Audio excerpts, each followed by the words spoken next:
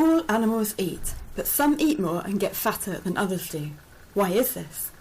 One reason might be that animals have evolved strategies to help them survive food shortages. We wanted to know if the environment you grew up in could affect feeding and fatness later on. We found that starlings that had to compete harder against nestmates for food as chicks became fatter adults. They foraged faster for food, ate more, and spent more time finding out about alternative food sources than their brothers or sisters, which had an easier start in life. A tough chickhood appeared to cause birds to adopt strategies to protect themselves in case of food shortages in future.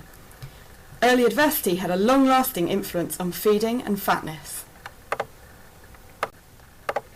Globally, being overweight now kills more people than underweight. In humans, early life adversity, such as abuse or financial difficulty, is associated with overeating. But human research is necessarily correlational, and the evolutionary mechanisms playing a role haven't been sufficiently considered. Our aim was to ask whether early adversity alters feeding and fatness later in life to protect against food shortages. We use the European starling as an animal model because we can change the circumstances chicks grow up in and follow them into adulthood quickly. If an animal is not sure where its next meal is coming from, it could avoid starvation by storing energy as fat or knowing where else to find food. But there's a balance to be struck. Being too fat makes it harder to get about, and gathering information takes up valuable time. Early life experiences could impact on the best strategy. The poor chick underneath here might end up in worse physical shape or expect to grow up in a world where food is unreliable. How might this affect its behaviour? We took 4 sibling chicks from a donor nest box and fostered them to different nests. The lucky pair enjoyed an advantaged early life in a nest where they were the largest in the brood. Their less fortunate siblings we fostered to a nest where they were the smallest, so had to compete harder to be fed.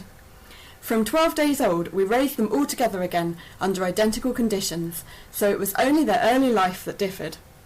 When the birds were adults, we measured how fat they were, a bit like human BMI. We then gave them a bowl of bird food and a bowl with the same food hidden in sand.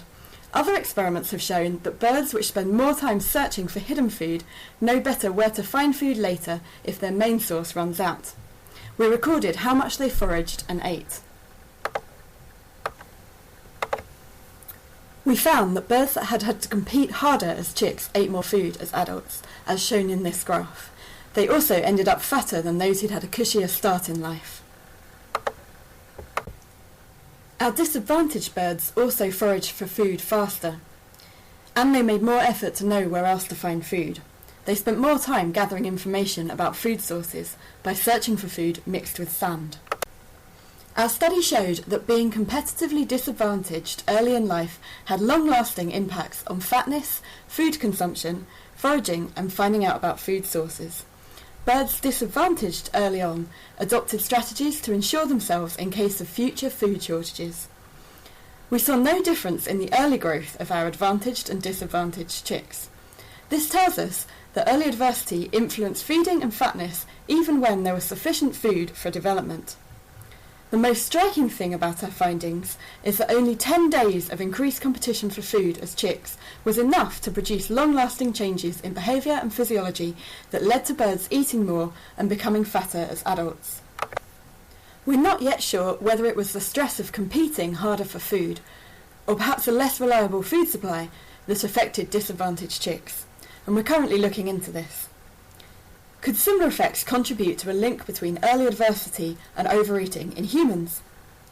Well, we're busy searching published evidence linking food insecurity and overweight in humans to see if this might be so. You can ask questions or follow our research on Twitter.